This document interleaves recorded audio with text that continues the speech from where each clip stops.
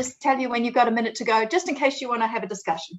Because as you can tell, we're a chatty bunch. Yeah, and that's very nice. With us. Yeah. So, dear Select Committee members, thank you for giving me the opportunity to speak to you today. I oppose the Conversion Practices Therapy Bill. I don't want to repeat all the usual arguments against this bill. So as a mom of 4 teenage girls, I would like to shed some more light on a player in this whole conversion ban issue that hasn't got a lot of attention in the debate, yet has a very loud and influential voice in the lives of our teenagers. Research shows that social media is one of the main reasons for the rapid onset of gender dysphoria in our teenage girls. Before 2012, there was no scientific literature at all on girls ages 11 to 21 ever having developed gender dysphoria. 9 years later, they form the vast majority of transitioners, and up to 5,000% increase within a few years in Western countries is clearly a social contagion, a craze mostly affecting girls of the white upper class from progressive backgrounds with one or more psychiatric diagnoses. Suddenly, they just know they are trans, despite never having had any tendencies in that direction prior. No insistence, persistence, or consistence whatsoever. Why? Besides other factors like peer influence, teenage girls are very susceptible to charismatic, exuberant online trans influencers who make becoming trans the ultimate goal and dream. It was simply the solution to all their problems. These internet gurus offer freedom from anxiety and depression and acceptance and belonging to the glitter family. They tell the girls that if they sometimes feel they don't belong, they feel different from their friends when they don't feel comfortable in their body, also called puberty, their true problem is that they are probably trans and they should therefore transition. Quotes like, if you think you might be trans, you are. Doubts should never stop your transition. Just try tea for a few months and see how you feel then.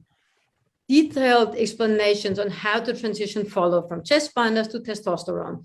Tea is clearly the wonder drug. It takes away anxiety and depression. Your voice changes, you grow hair, and no more periods, yay. And how exciting, you then have surgeries.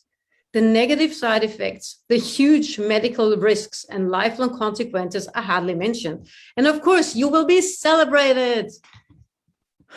In regards to parents, the girls are told, if your parents truly loved you, they would support your trans identity, would support you no matter what. Otherwise, they are toxic and easily replaceable by the online queer family. And whatever you do, whatever you say, do it. Whatever you have to do, whatever you have to say, do it. Your life is going to be on the line. Find out what they want to hear. If they're going to give you tea, and then tell them just that. It's about getting treatment, not about being true to those around you. It's not their business. Get a story ready in your head. Keep the lie to a minimum and only for stuff that can't be verified. Like how you were feeling like a boy for a long time, but that you were too afraid to tell anyone. For the doctor, it goes like this. You just pull the strings and watch them jump. You need watch them dance better. That's what the quote is. You need to show them exactly where you want to be referred to. If they refuse you what you need, you can report on them because they have a duty of care.